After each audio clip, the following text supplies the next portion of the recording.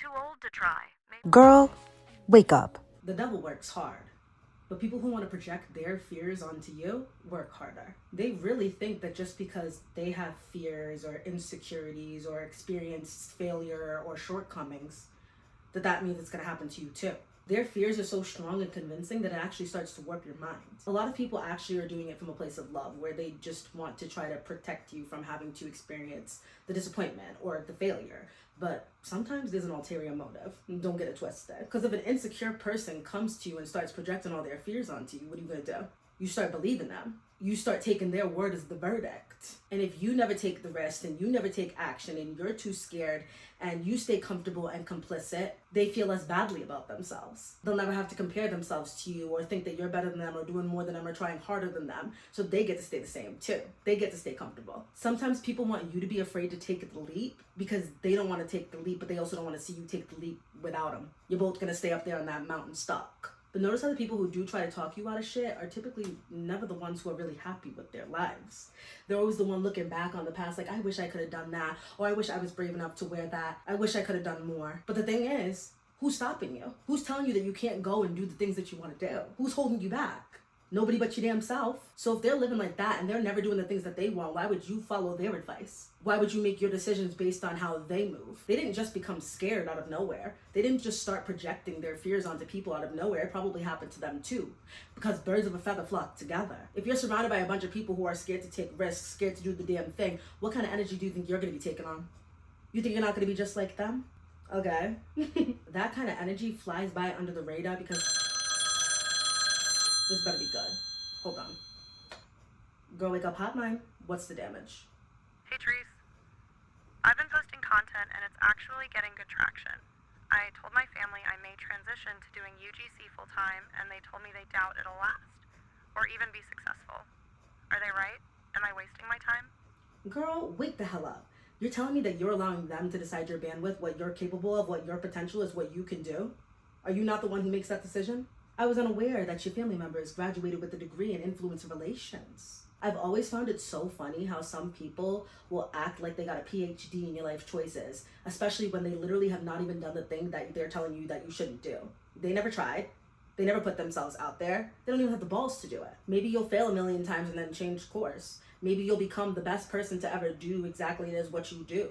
But you'll never find out if you're sitting there letting your family tell you who you can and cannot be. Watch. If you end up going through with it and it actually works out, they're going to be the first ones to say, we always knew you could do it. So if I were you, I would genuinely just tell them to kick rocks. Bro, I swear some people are always going to have something to say about you. Couldn't even do the damn thing themselves, but got a whole lot to say about what you're capable of. Whole lot to say about your behavior and your habits. Let me see yours. Come on.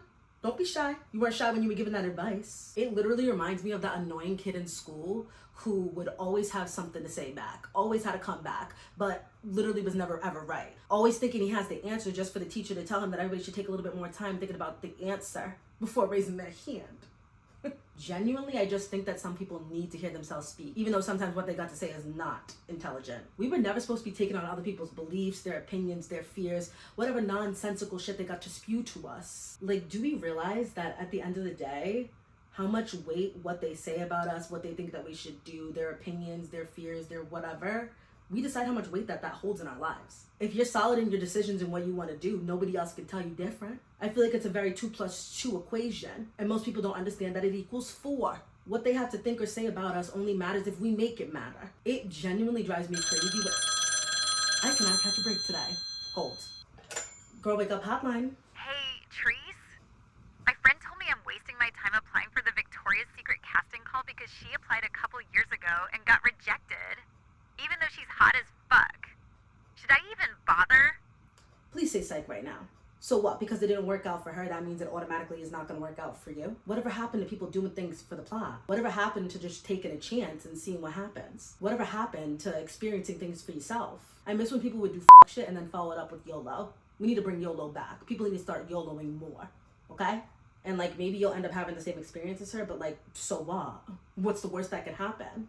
You end up still not being a model just like you are right now? Would you not rather know if you could have ever made it?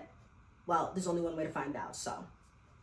People are really out here thinking that just because they had certain circumstances that means it's the same thing for me. Sorry, babe. No. Love my mother to death, but she has been really, really irking me when she tells me that I'm too picky with men and that I just need to find someone to love and someone to grow with and someone to just have those moments with, right? Girl, why do I need to do that? She's genuinely coming from a good place because she just wants to see me happy and doesn't want me to end up alone. She's scared that I won't have someone to share those moments with, but how are you going to try to protect me from something I'm not even afraid of? You think that me being alone is the worst thing that can happen in the world? No. The worst thing that can happen in the world is me ending up with someone who's a piece of shit and then me having to either divorce them or having kids for them and then sticking it out with them. That's worse to me. That sounds like a nightmare situation. Do not sign me up. My biggest fear is not failing or rejection or ending up alone. It's letting someone else's fear dictate how I move through life. Letting someone else gaslight me like they gaslit themselves into thinking that there's no possible way that I can get the outcome that I want, so I should just quit while I'm ahead. Yeah, things not working out the way that you plan to is a scary feeling. It's a low feeling. It's a feeling you don't want to feel. But you know what's worse? Wondering forever and never finding out because you let someone else's words stop you from doing so. They can keep projecting. They just better not do it near me.